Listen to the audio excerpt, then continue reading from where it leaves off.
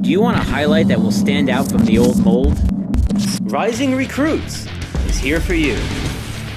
Professional title screens with easy-to-read important information, use of multiple camera angles, professional graphics that emphasize your skills for coaches to see, 4K and high frame rate cameras to capture all the action.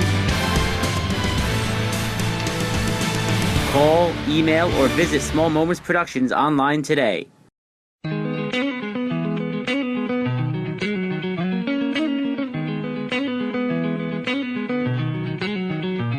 We are Talkin Baseball, NorthJerseySports.com's original multimedia series, talking all things baseball across North Jersey. This is the season debut, Season 4, Episode 1. I am Corey Doviak, being joined by a brand new co-host here. Many people will recognize him. Well, you won't recognize him because we're on radio, so you can't see his face. But when you do get to know him, when you put face to name in the next couple weeks at a ball field, you're going to be like, that's who that is. He is Mike O'Donnell, a longtime baseball junkie in Bergen County. He's been around many great teams, many great coaches, 43 years in all. Mike, it is a pleasure to welcome you into your new spot as the co-host on Talkin Baseball. Well, I'm honored, Corey, first and foremost, because of your great website. You've been able to really bring Bergen County sports to the forefront, where we've seen other publications, such as the Record, retreat. And I think this is going to be the place to go, not just for Bergen County sports, but all high school sports, I think, in the coming years. Because you do cover it, you bring in coaches, you talk about not just the teams, but their philosophies and what goes on. And I think that's very important in this day and age, that people should listen in and say, geez, why is this coach successful? And why has this program been so honored with so many wins and championships and stuff? And when you listen to these coaches, you get a pretty good idea. They're really solid people, and they really give back to the kids. And it's not about the pay of a coach or all these wins. And we both know, you can talk to a coach, most coaches can't tell you what wins they have, but they can tell you the tough losses that they felt bad for their kids. So that's the other thing about this site, and I think I'm very honored to be here. So well, I am happy to have you, and in your first segment, the first words you spoke, you gave the perfect segue. You talked about great coaches, and we are going to have two of them on this edition of Talkin Baseball here. Kevin Kirkby, the head coach of the Pascack Hills Cowboys, will be our guest, and also Brandon Flanagan, the head coach of the Riverdale Golden Hawks, will also be here. You say guys who've had a lot of wins. How about Brandon Flanagan, 0-1 on the season, but with 325 high school baseball wins to his credit. So a lot we're going to talk about now. We are sitting here talking because we couldn't actually be out covering today, another day of rain. But this gives us the opportunity to kick this show off this year. And I should mention as well that Joe Sutera will be back with us as well. But for a guy who went from coach to athletic director to assistant principal, and as a co-host in the past who has missed shows because he was chaperoning a fashion show, he was chaperoning a prom one time, another time he lost his son on the field at Ridgewood, had to leave early. So tonight, in the irony of all ironies, Joe Sutera not available because a guy who made his living yelling at umpires as a high school head baseball coach is in umpiring class. What about that, OD? Well, I think it's great that Joe would do that, because now he can get on the other end of what he was dishing out like we all do to umpires. Yeah. But I think also that Joe will bring a sensibility to it, understanding, the coaches he coached against. Now you put the mask on, and now you get a real flavor of what an umpire goes through. And I think that's a good thing. And Joe's a good man. Actually, one of the best baseball men I've seen. Every place that he went, he not only just turned around the program, but he really gave a lot of great life lessons to kids. And I'm a big fan of Joe. I think the world of him. And he is one of the funniest people I've ever heard on the radio. He is good. That's why I like him. And here's the thing, though. Now, your first segment was great. In your second segment, you made your first mistake as a co-host here on Talkin Baseball when you used Joe Sutera and sensibility in the same sentence. Yes. All right, so the elephant in the room here, the thing that I've covered 2 baseball games because that's all Mother Nature would have allowed me to do so far. I was at Woodridge against Emerson on Sunday, which was opening day for me, and then at Monday I was at Old Tappan, Pascack Valley. In half of those games, being the first one, the pitch count was huge. Now, we got a new rule instituted by the New Jersey State Interscholastic Athletic Association dealing with pitch counts. It's convoluted. It's a lot to read, a lot to wrap your head around, but it certainly is changing. I've seen it already firsthand. It's changing the way high school baseball is played in Bergen County and beyond. I agree. I think, you've heard me say this when we've talked about it. The solution now is worse than the problem. And I think why this has happened is I think that the high school coaches are paying for the sins of how summer league baseball is played, where they're not keeping an eye on the kid for pitch counts. He's playing multiple teams, and he's also in fall baseball. He's throwing in the winter. So one of the things when my daughter's arm got operated on, and Dr. Z down at Shriners in Philly had a great line in front of me. He goes, kids used to be able to be playing 2 to 3 sports to get the rest of their muscles. Mike, every kid now, I can tell you, has a tear somewhere in that arm because they're not resting. So when you hear that from a surgeon, and he's telling you that, and now you get this pitch count, it just seems to me that I understand the physical side when the doctor talked about it, but now we talk about the pitch count. I've never seen in my time here in 43 years following baseball where I could tell you a coach abused a kid. I really can't. The coaches have been cognizant. I've never seen any of the best coaches around. Maybe Kurt Holman, Tim Byron, Brandon Flanagan. I could go on and on. There's so many. Donnie Merritt, Santa Crestfield. They keep an eye on their kids, and they've been well-schooled in what they do, but they really respect the kid, and they also know, hey, that kid's health is in my hands.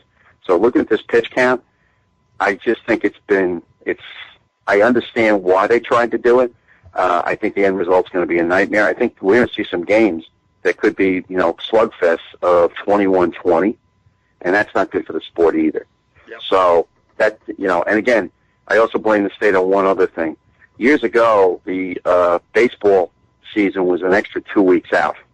Basically now, if you look at the state games and everything, they're done by about June 9th. Years ago, it was about the 3rd week of June. Well, it's June 9th. It's June 9th if you make a state final, but it's late May. It's really it's basically compressed into 6 or 7 weeks. Yes, and that's a great point you brought up, Corey. And the problem is, if you look historically, it used to be that the extra 3 weeks to 4 weeks.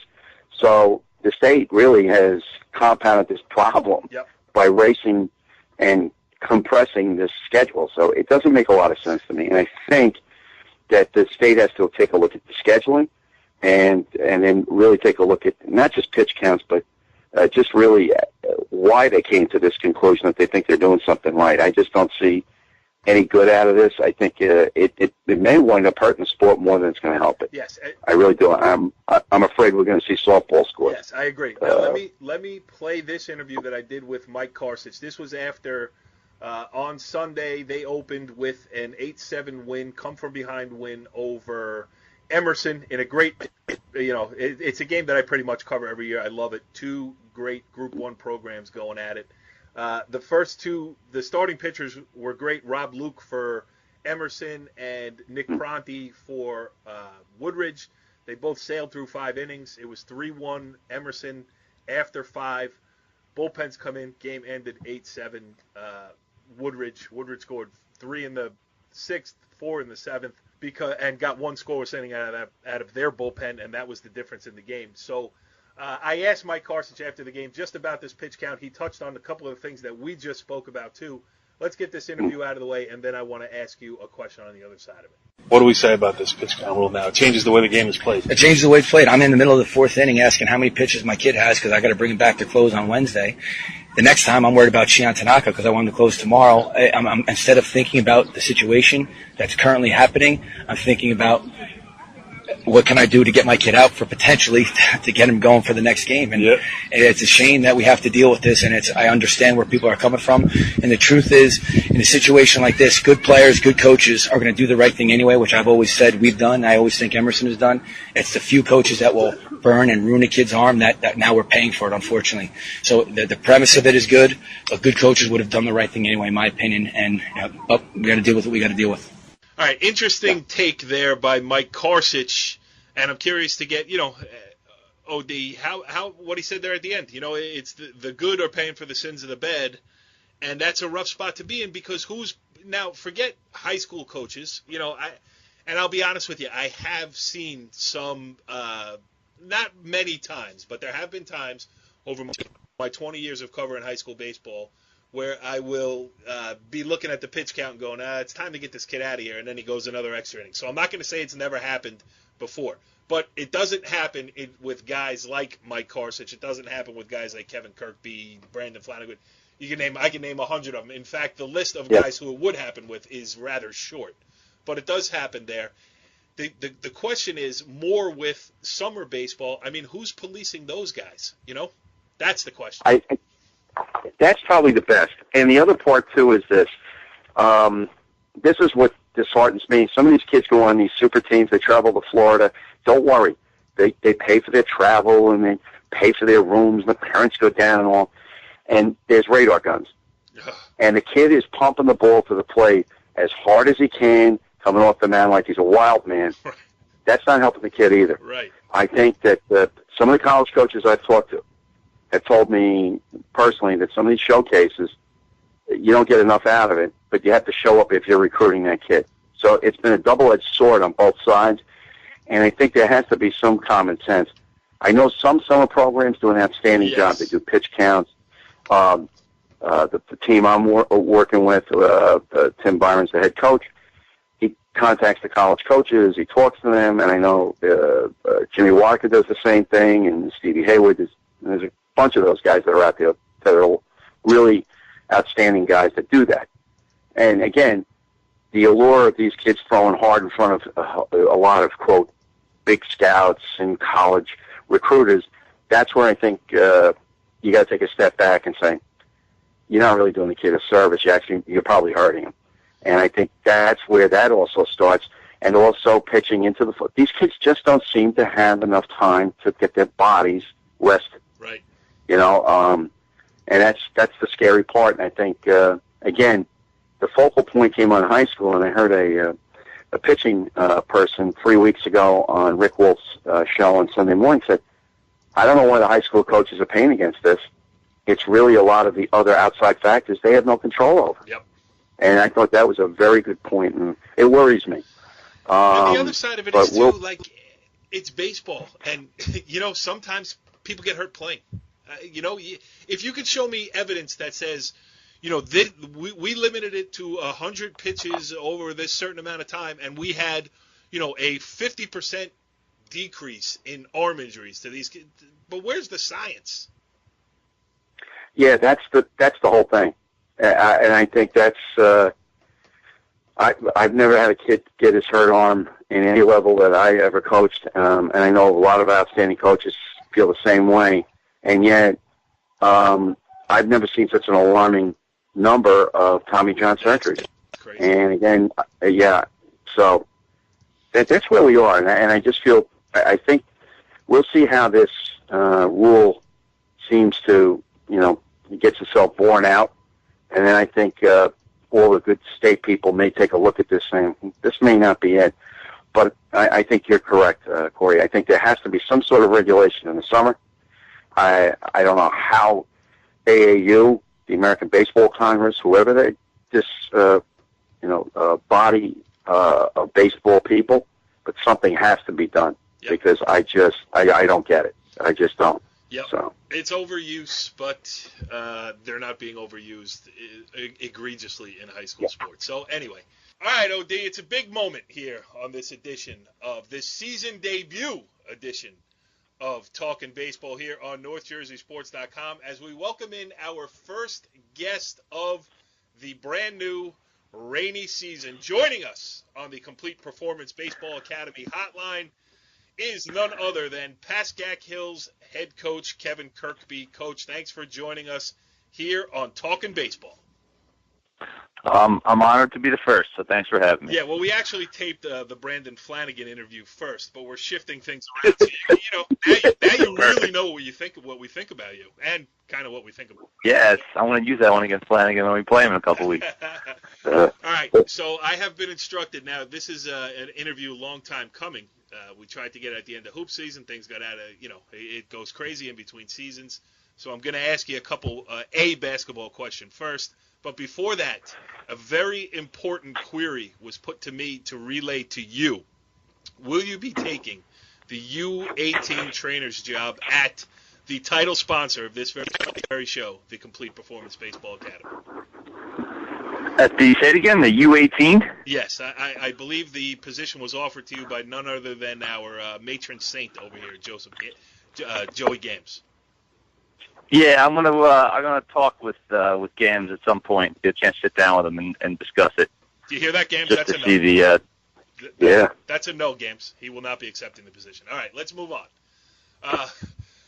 Let's talk, first of all, you up until this, recently, you were the head basketball and head baseball coach at Pascack Hills. Now you only hold one of those titles. You officially resigned the basketball position a couple weeks ago. We broke the news here on NorthJerseySports.com. Why? There's a number of reasons. The first thing is it was, it was getting to me a little bit health-wise. But my stress, my blood pressure have been going through the roof recently. And, I started to find a couple times during the season where I was, having some health issues. I'm up to the doctor a couple more times than I wanted to be. Right. And, I also have a 5-year-old son who's starting to, see the fact that daddy's not around much during the winter months. And, that coupled with the fact that, I think coaching in general at the high school level has changed a little bit, and the amount of time that's required, for all the scouting, for the game film, and I'm a little bit psychotic with game preparations and whatnot. So I think a little bit of everything, came into play with that. I coach in the fall, I coach in the winter, I coach in the spring. So, the overlapping started to get to be a little bit too much as well. So I figured I'd, stick around in the fall and then get a little bit of time off in the winter, and then obviously have the varsity baseball in the spring too. Yeah, no, that winter season is definitely a grind. But it was, listen, at the risk of turning this into talking hoops instead of talking baseball, OD, and I got to, digress for a second here. You had one of the classic runs ever for a public school team in Bergen County, winning 4 straight sectional titles.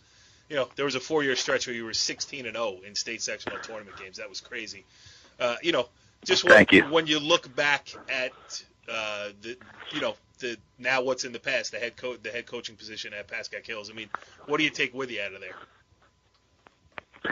One of the things I'm most proud of, I think I've kind of evolved a little bit as a coach. From my first year to my 7th year, the teams were different a lot of the times, but I was kind of able to change the way I coached a little bit to kind of fit the style that my kids had. And one of the things that I'll take with it is the relationships I formed with all the players, or most of the players that I had. A lot of them have reached out to me since I heard that that I wound up resigning and whatnot. And being able to win 4 sections in a row is obviously great for anybody. But I don't care what they say about coaches. I had a lot of talent there, and they made my life a lot easier. So.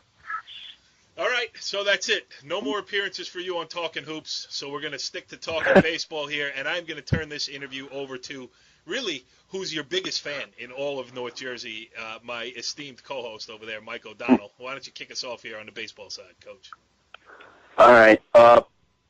Coach Kirkby, as you came in, and the state ruling came out, okay, here it is, the pitch count.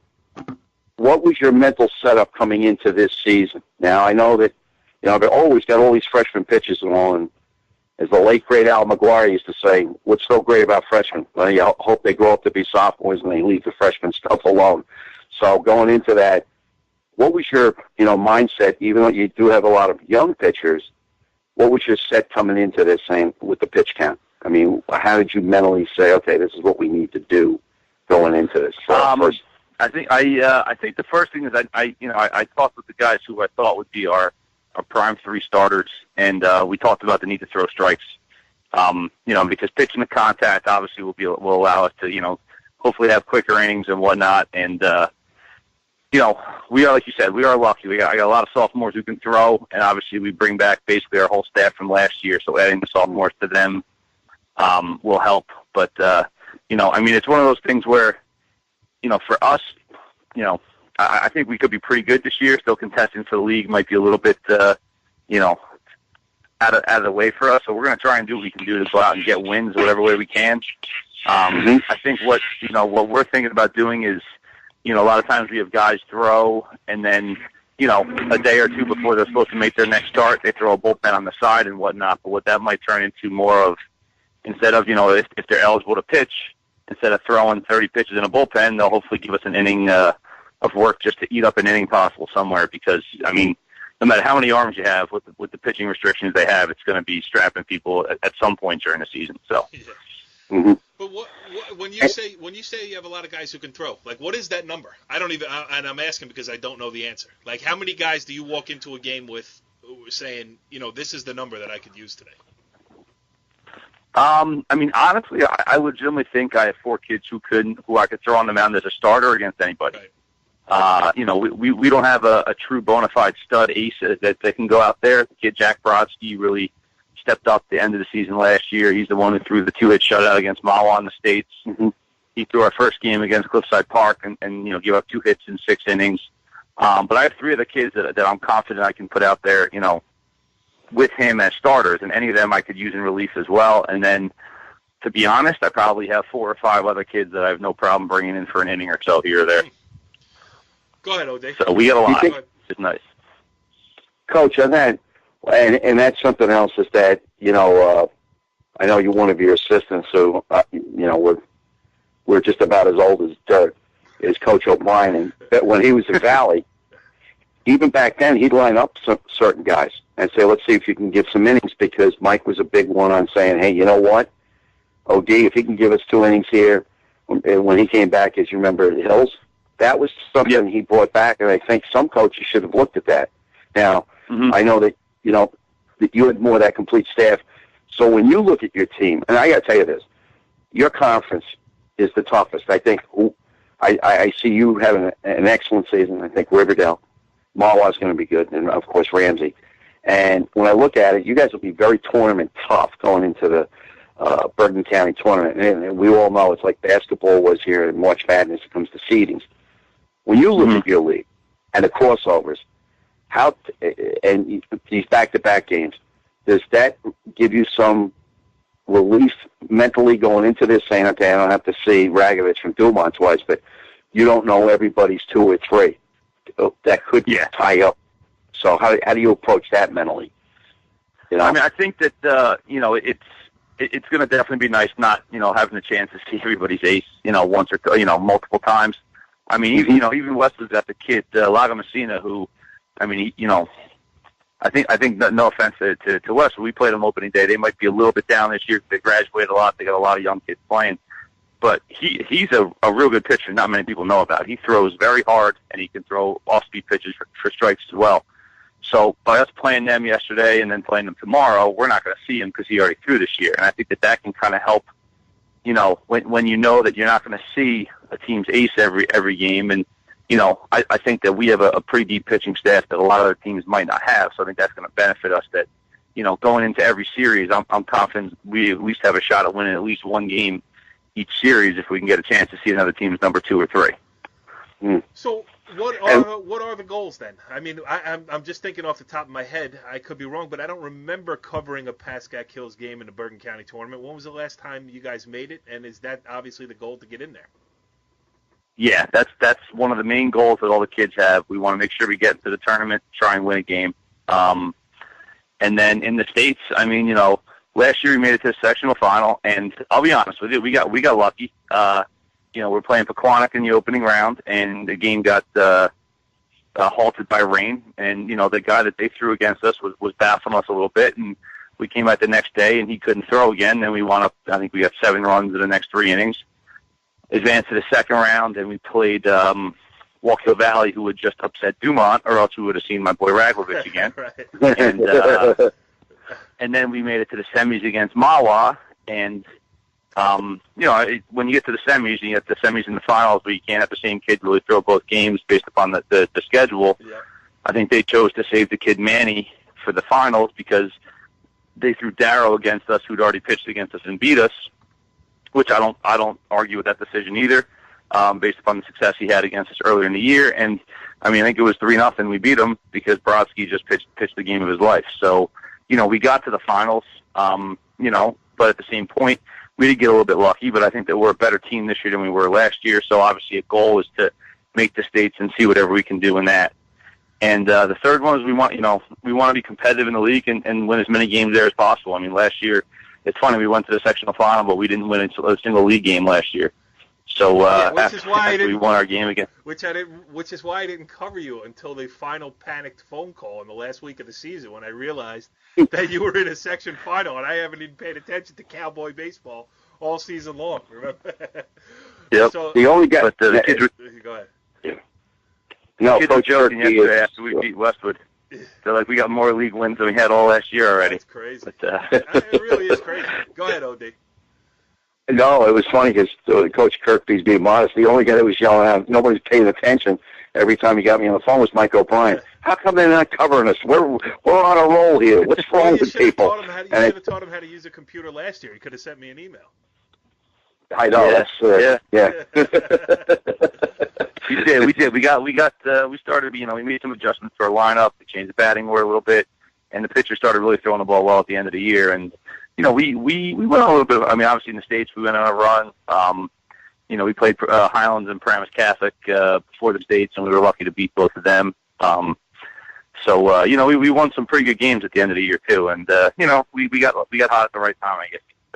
Which is key during tournament time. And that's key, too. And there's got to be a lot of excitement, too. You guys won the Bergen County Freshman Tournament last year. That's a blessing and a curse for a coach, because, the expectations go through the roof, but it also means that you got some good players coming through the ranks here. Yeah, we could have, at any time, we could have 3 or 4 sophomores starting for us, depending upon who's pitching. And then, we have a sophomore right now starting for us as a catcher who's been doing a great job. Who's that? Our third baseman is Mark Hernandez. Okay. And then Brandon Siegenthaler has been starting at third for us as a sophomore. Julian Bolzomi's been starting at second for us. If Brandon Siegenthaler starting on the mound, then we could have Mike Rodriguez starting at third, who's another sophomore. Ryan Ramsey's a lefty pitcher who's already pitched in relief in both of our 2 games so far, and he's been lights out. So, there's a lot of talent in the sophomore class, which, like you said, it gets me excited, but it makes the expectations pretty high from everybody. So I got to find a way not to mess that up. OD, I'm with you now, man. I'm fully on the Pascack Hills cowboy baseball bandwagon. I'm getting over there. Who are you playing tomorrow, Kev? Tomorrow we got the second game against Westwood at home. I'm not going. Oh, that's right. Yeah, the back-to-backers. I'm going to see against Dumont and Raglovich. Go ahead, OD. You got it all. Next week we got Mawa Monday. Actually Monday. You'll see the lefty then. Yeah. Yeah, we'll see Sinella, and I'm sure we'll see Darrow again. But hey, Coach, the other thing, as you're coming in, and you've got, and this is a tough thing at times, as you know, you've got sophomores pushing the upperclassmen, the junior and senior. How do you go about, how do you handle that? How do you look at it when you're going first, when you start the season, and let's say that sophomore develops a lot quicker than you thought? How do you normally handle that? Is it just, how do you look at that? Because sometimes over the years, most coaches that I've seen, the better player plays, or you've also seen the other side of the coin, the senior's been here. He's taken his lumps. He deserves, all the crack at. So how do you look at that? With that type of juggling? I think it's a little bit of both. We gave the returning seniors the chance to win starting spots first. And some kids went with that, and they took that opportunity and they earned the chance to start. Some other kids didn't, and some sophomores kind of, jumped up and took their spots, which happens. But, the one thing that, I'm thankful for is I got some seniors who've been around for 3-4 years. Anthony Siesko's been our starting shortstop for 4 years. Christian Piantino and John Jiffis saw some time as freshmen.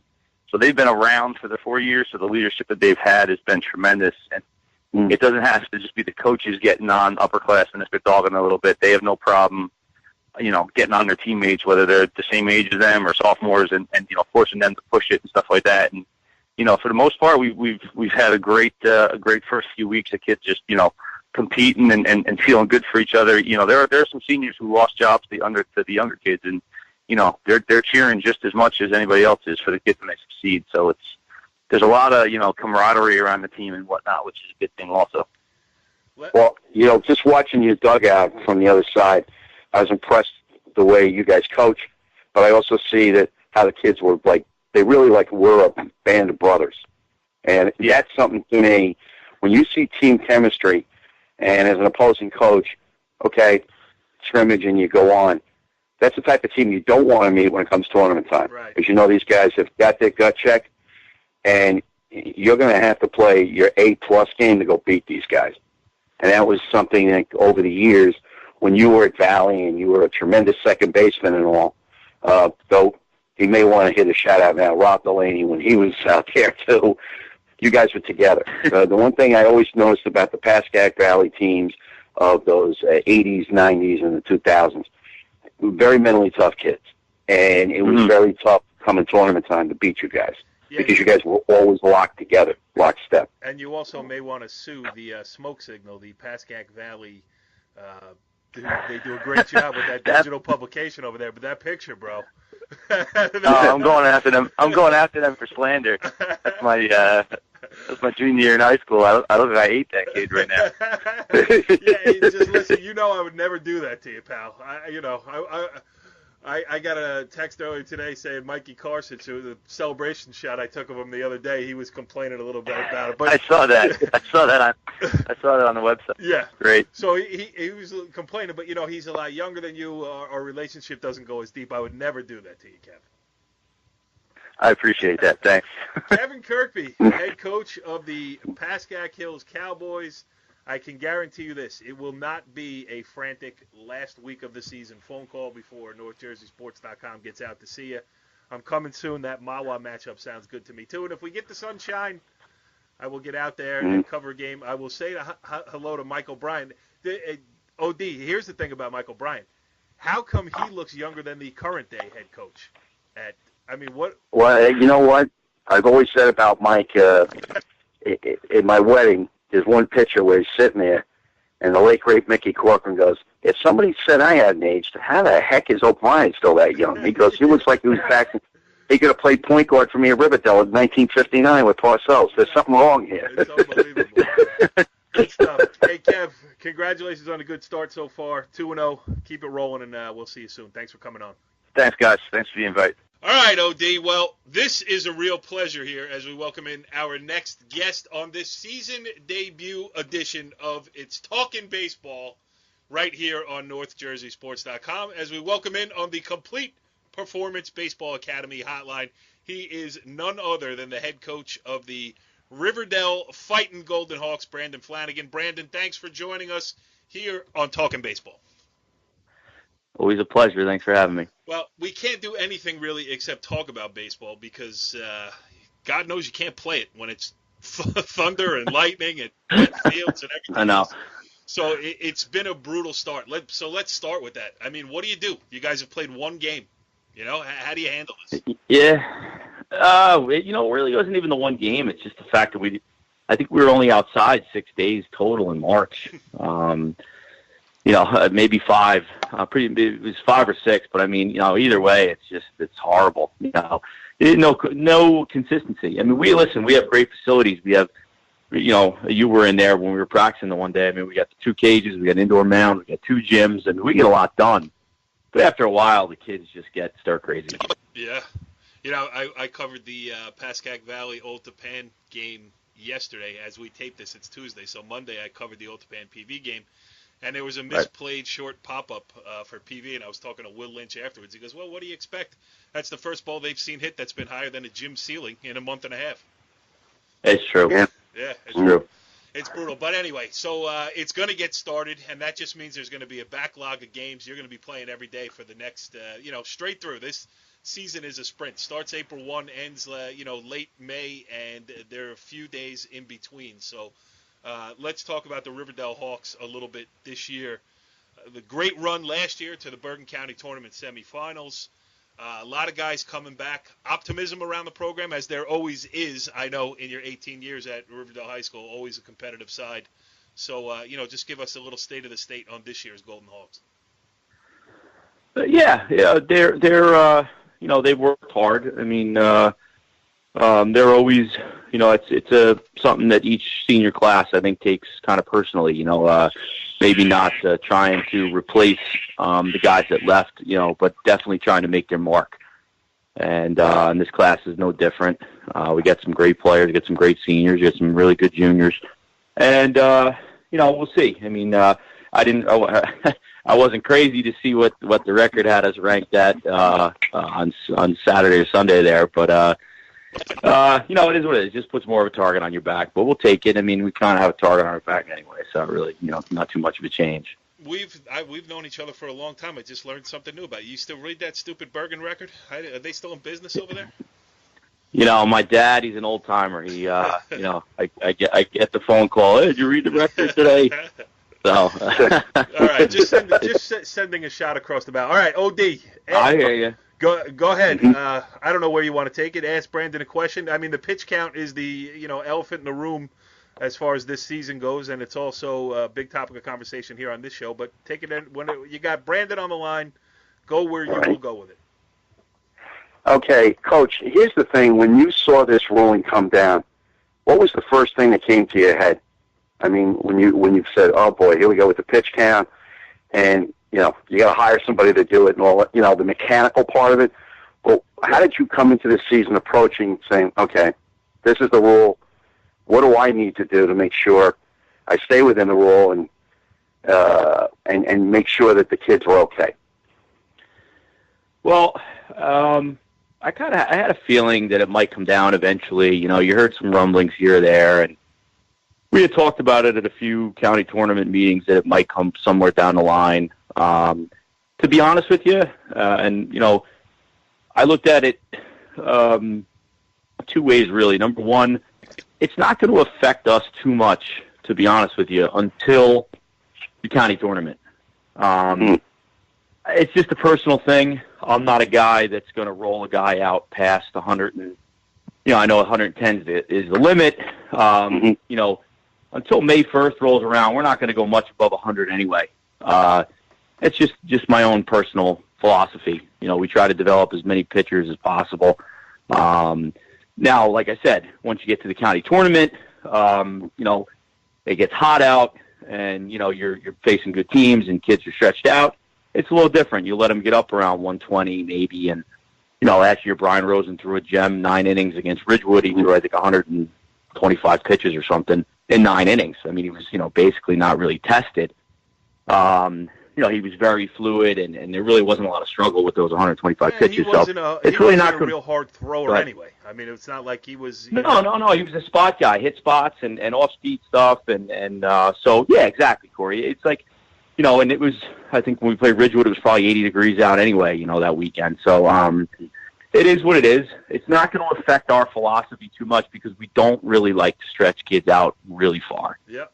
The other part of it was I looked at that and said, well, what is going to change in the way we do things? And as I just explained, it wasn't going to change too much until maybe later on.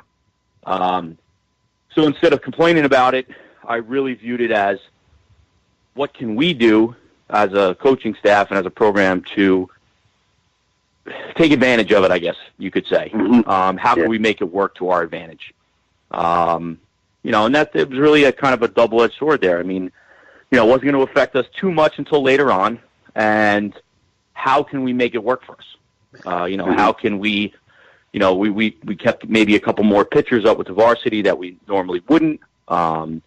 With the idea, we actually, believe it or not, spent more time this March developing short relievers, guys that, we really focused on guys throwing 20 to 30 pitches every day to every other day to be able to come back to bridge the gap between pitchers. Yeah, Brand, it's going to come down to the most important, and just speaking At the beginning of the show, I played a quote from Mike Karsich, the Woodridge head coach. I saw them play on opening day, and he was talking about it. Now, again, this rule affects you differently than it affects the non-publics, than it affects the Group 1s. I mean, that's, it's different just in terms of bodies. But the most important thing, I think, that is the most important commodity this year is a guy who can get 3 outs in an inning without giving up a run or limiting damage to 1 run or whatever, because it's that 5th or 6th inning on a weekday game where you need a guy for 2 innings. And if he could just throw 1 that is scoreless while the other team is going through the same thing, and maybe you can beat up somebody else's bullpen, that's the most precious commodity, is just a guy to get 3 outs at some point during the week. Right, and I read the article, I read what you wrote about the Woodridge-Emerson game, and it seemed like that once those starters came out, that's when the floodgates kind of opened. Yep. Yeah, and it was the kid from Woodridge threw 1 rough inning and 1 scoreless inning, and the Emerson kid struggled in his too. So Woodridge won. And that you're going to see that happen. I'm sorry, my OD, I stepped on you. You can go ahead. No, I think Coach Flanagan brought up a great example of what he does, and also harkening back to that county game which I was at against Ridgewood. It's not, you listen to great pitching coaches here in the county, Frankie Euphemia, Timmy Byron, Stevie Hayward. They all have this one common thread that I like. It's not how much you throw, it's what you throw. And some kids, right, Coach, on curveballs, they do tax their arm if they're not properly given the mechanics and where to throw that hard, right, curve and all. Your pitcher last year was great. He just kept hitting spots, and it was some innings. Ground ball, boom. Yeah. And I think 3-2 counts, Coach. I think if I'm correct, if I look back in the book, he might have had 4 batters in that 9 inning that he was 3-2. That was it.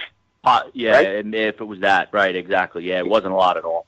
Yeah. That's it. And he was just, to your point, good rhythm off the mound, great location, great movement. And I believe that if those kids have that, it's interesting. But it also changes the dynamics. Like I talked to James Steindl, the old Japan pitcher, the other day, and he said, I'm trying to get something done in the first 3 pitches of the at-bat. I don't want to go foul, foul, foul, foul. You don't want to get into those battles anymore, which, pitchers have made their reputations on by winning those battles, but you'd almost rather give up a hit or a walk than go, Brand, you can answer this. What's more important, saving yourself from some pitches and saving some innings on your bullpen, or getting one specific kid out on a, 10-pitch at-bat in the 3rd inning? Yeah, no, and listen, it's going to go 2 ways. Number one, we always approach it with, to be a good hitter, you got to understand how a pitcher is going to try to get you out, and to be a good pitcher, you have to understand, what a hitter's looking for in certain places. So it's going to change a hitter's philosophy too. I mean, we talked about it, looking for, good pitches to hit early in the count, and if a guy's out there dealing, we want to try to get as many pitches per at bat. We actually, we use an app nowadays, like everybody does, for stats, and that at bat, that stat that you see a lot with Major League Baseball, pitches per at bat. Right. Guys that are going to draw that at bat out. And we had a couple guys in our 3 or 4 scrimmages we got in, Estevez and Garrett and Garrett Demeray and guys like that. That if you could see 5 or 6 pitches. If one guy sees 5 or 6 pitches on average per at-bat, and he's going to get 3 or 4 at-bats, obviously that pitch count's going to get elevated in a hurry, right? Mm-hmm. On the other side of the coin is what we're trying to tell our pitchers is, don't worry about it. Don't think about it. You got enough to do. You just go pitch. Let me worry about the pitch count and what we're going to do. That's probably and yesterday, that's great. I can't have those guys thinking about that. Yesterday, we struggled a little bit in the first inning, and it cost us. We made a physical error, we made a mental error, and we had a bad hop. And on top of that, they got 2 hits. We go down 2-0. Aiden Tucker, who's a great junior pitcher for us, comes off the mound, and first thing he said was, I know I'm, everybody started talking like through 24 pitches. I shut it down. I said, listen, fellas, let Aiden go pitch. Don't worry about it. The next, he went 6, so you got to figure he threw 3 24 pitches in the first inning, and then he completed 6 innings with only an 80. I think it was 84. I would have to check the book. Mm-hmm. So he went out over the next 5 innings through 60 pitches because he just got in a rhythm and he got in a groove, and he just went out and pitched. Yep. So you almost have to keep their mind off of the pitch count. Let me do the work, let the staff do the work, and you just go pitch. And you know what? If it comes down to it, we got to take you out. We take you out. I took him out. He could have won another inning yesterday. Yep. But it's April. We haven't stretched him out yet. Right. So the pitch count didn't even enter my mind because I wasn't going to throw him that 7th inning anyway. Yeah. You know what I'm saying? Did Dennis Nelson open up the purse strings over there and give you let you hire a pitch count assistant, paid pitch count assistant coach? Well, the rule is that if it's got to be if there is no paid adult pitch counter, then you can meet in between innings, and of course the umpire's got the final say, and it's the home pitch count. And to my thought is this, and yeah, I've heard a few people say it, so I'm not going to take credit for it, but we have, high school stat girls and boys that are doing the book at high school games, right. And we trust them to do fouls and timeouts and things like that. So if we can trust them to do that, why can't we trust them to do this? Coach is right. Yeah, it's just why they overthought the process. Right. Exactly. Yeah, and you know what? It's a bummer too. Exactly. It's a bummer that we're doing the first show of the season here that I've covered 2 games, and in one of them the pitch count was an obvious, part of the story. Yeah. And it's a bummer that we're talking to you here on, week 1, and we're talking pitch count because it changes the way the game is played. So I'll switch the topic. Let's go to this league you find yourself in here. Obviously, you opened with a loss against Mahwah there in your league. Pascack Hills is off to a fine start. Ramsey is always good. Westwood is a historic program. Riverdale and Westwood have played some of the greatest games I've ever covered over the last 15 years. And then, Riverdale, you guys sitting there. I mean, this is going to be a dogfight. And you throw into top another new wrinkle that's thrown into the mix is that you guys are playing each other back-to-back as one of the new initiatives that I actually really like being installed this year. Yeah, I kind of like it too. Yeah, so I'll tell you what. I'll tell you how much I like it tomorrow. Yeah, right. So people who don't know what the Big North is doing is they're playing their games instead of one cycle home, one cycle through the schedule, and then you play the teams on the back end in the same order. They're putting it was Riverdale Mahwah on opening day and then Riverdale Mahwah right again. And the idea behind it is that you can't line up your aces for any specific one opponent. And I think it's gonna be great because we're gonna see who the best team is due to depth and complete pitching staffs and everything else. All right, so you go ahead, talk about that and just this league, which is gonna be a dogfight. I like I said, I think I like it because I could tell you over the years, being in the old BCSL American and even in the our division now in the Big North, you see a kid like Chris Baldy from Mahwah or Feehan from Ramsey last year, and in 3 weeks you're going to see him again depending on the schedule. Yep. We had played Mahwah Ramsey opening 2 games the last 5 years in a row. And Mahwah Ramsey didn't have to, they had a week in between their first games against each other. So you look at it and you say, geez, that's kind of tough because I know I'm getting both those kids and I don't know if either, they have a week in between times when they play each other. Yep. The old BCSL American, it was the same thing. You're getting Dylan Casciola on April 2nd, and you're getting him on April 25th, and that was just the way, and that was just the way Joe Yurko was going to do it, and I would have done it too, And the pitch count drove Joe Yurko nuts. Most likely, yeah. Maybe we'll see Paramus Catholic again down the line. I don't know if he's still with them, but I know he was with them last year. But yeah, I'm sure some of the old time guys, they would probably drive crazy. But yeah, I mean, our division is tough. It's always tough. I mean, it's been really tough, and now you add Pascack Hills, who I think is a great program, and Kevin's a great coach, obviously. And winning the Freshman County tournament last year, everybody knew they were going to have a lot of players, and they have a good mix. They have a good mix of sophomores, juniors, seniors. listen, who knows? They could be the favorite. You know, I mean, you never know. Yeah. Yeah. I tell you, Coach. Coach, they're one of my favorites. I think your league, what it also does is it gets you guys hardened coming into the county tournament. I mean, over the years of covering this and going back in back in 1978, that's right, when the dinosaurs were walking. And I look back at that. Most coaches, if you talk to the John Ponchak and Jerry Emerson and Larry Ennis and Bob Seddon at Hackensack, it was about the county tournament.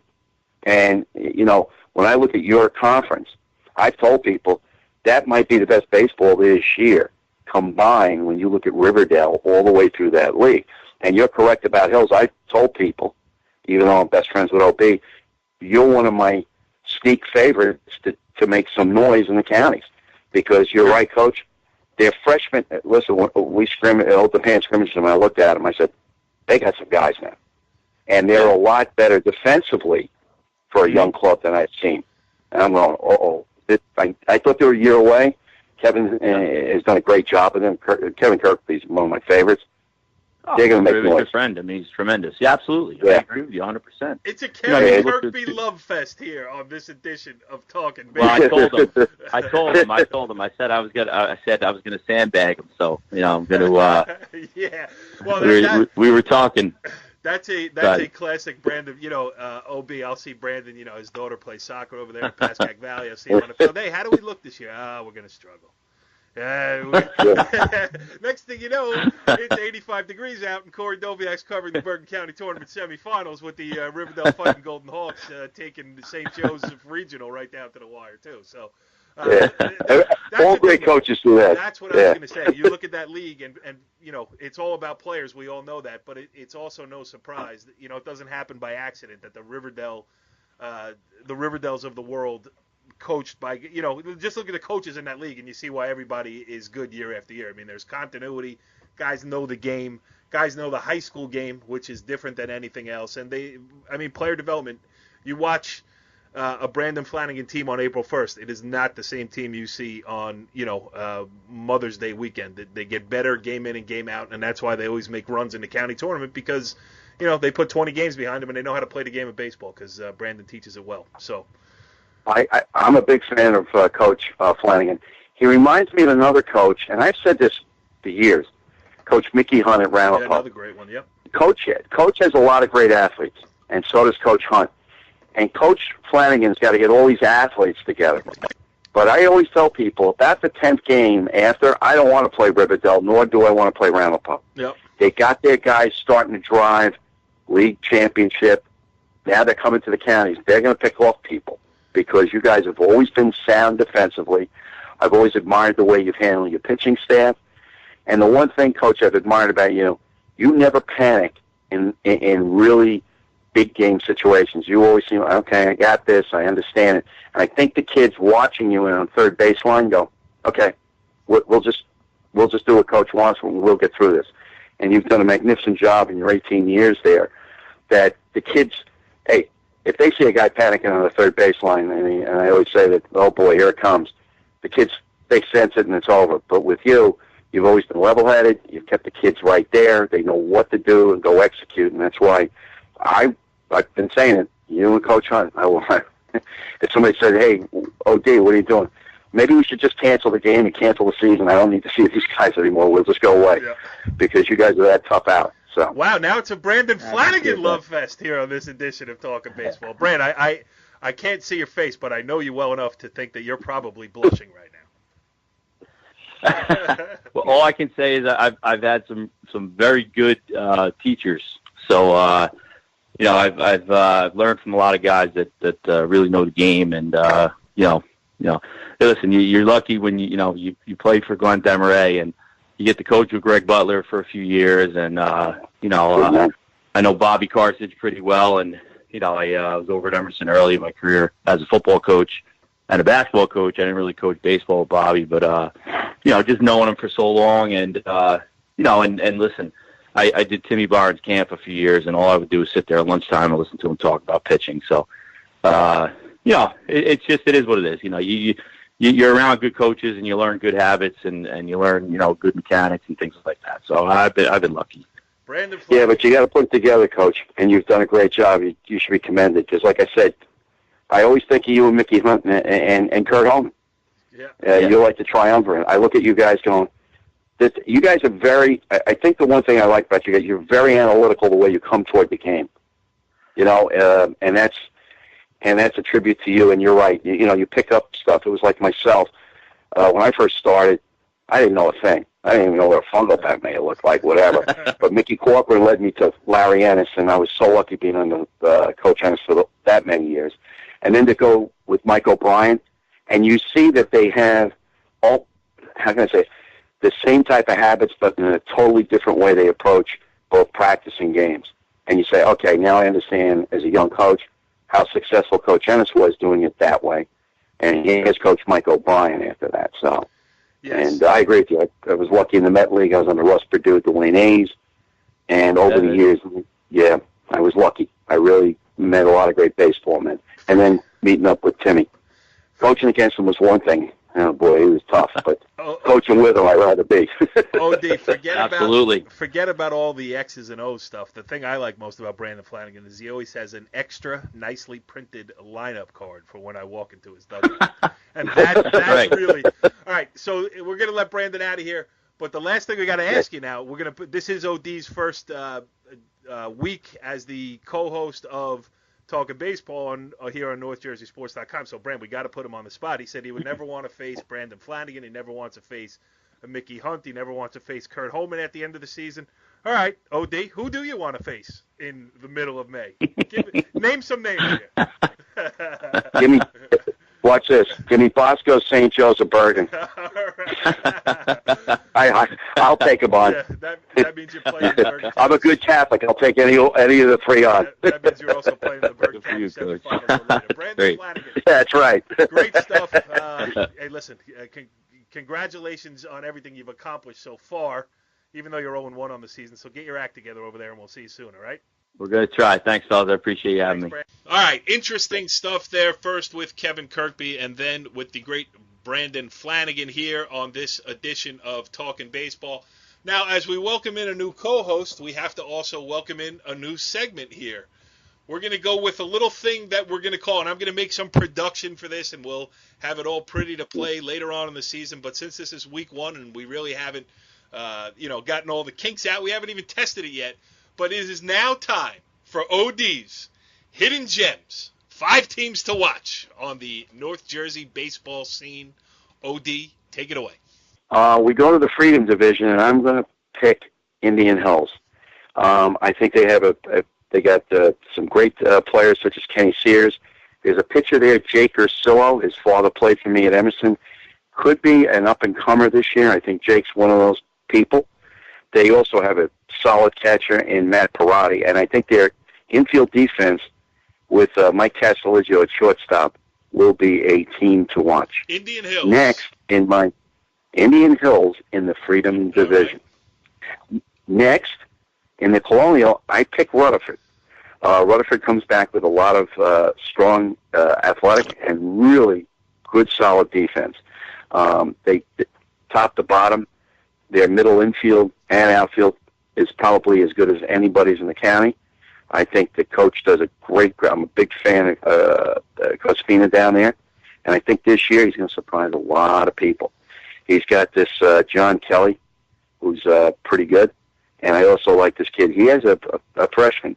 People are going to hear this name, Jacob Gomez. So keep an eye on the Rutherford Bulldogs. Now, I will just say this. I will say this about Rutherford. Picking Rutherford to have a good baseball team is a little bit like rooting for Microsoft.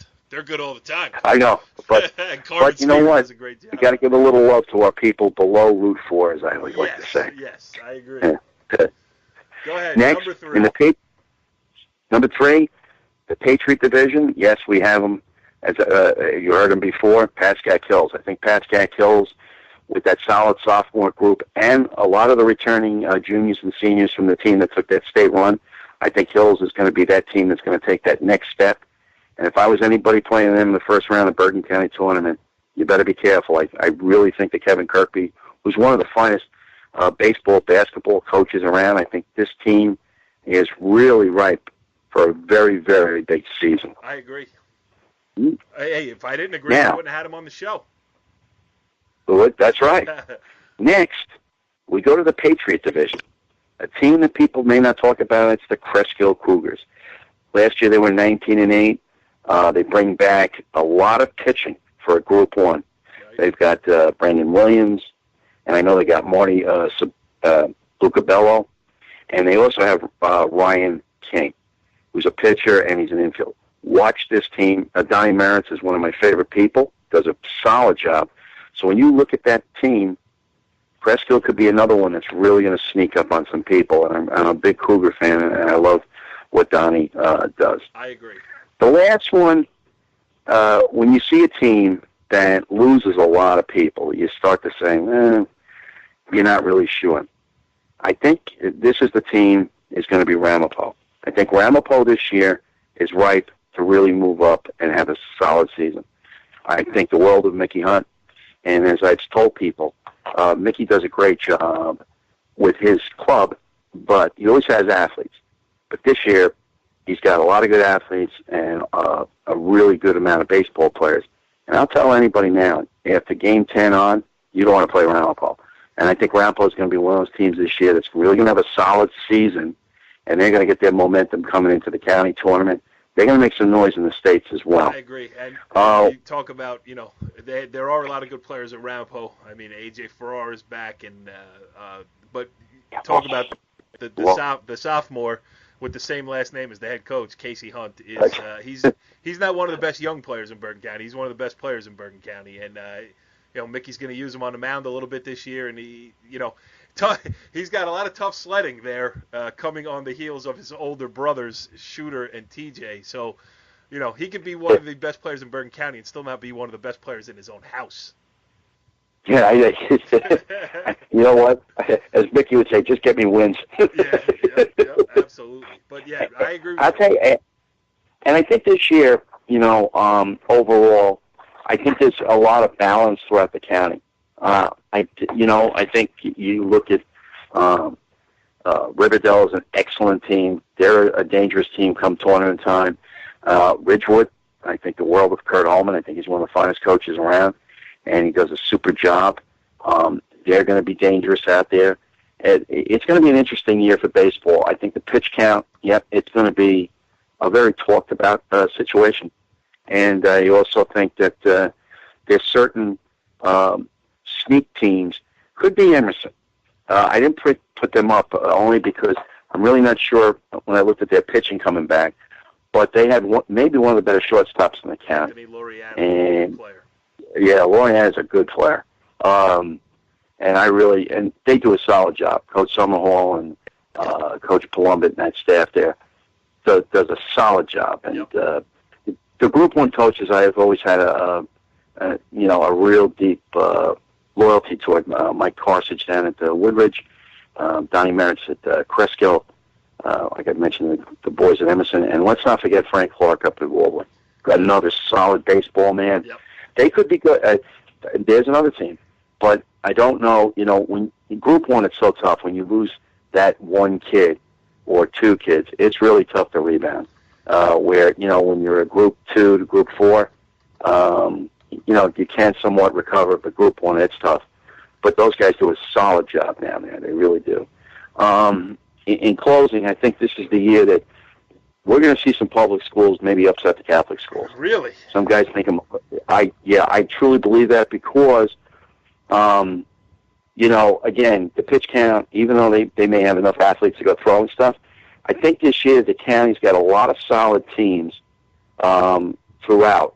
And I think when you look at coming into the county tournament, barring injury, and again, this weather, when we can ever get away from Noah's Ark, and find dry land, I think we'll start seeing some solid baseball, and we're going to see some really good clubs, well-coached clubs, come into the county tournament and make some noise, and could upset some of those schools. I mean, I always say, you throw your number one out there against them, and we saw it with Northern Highlands a couple of years ago against Volta Pan. They almost did it, so it can be done.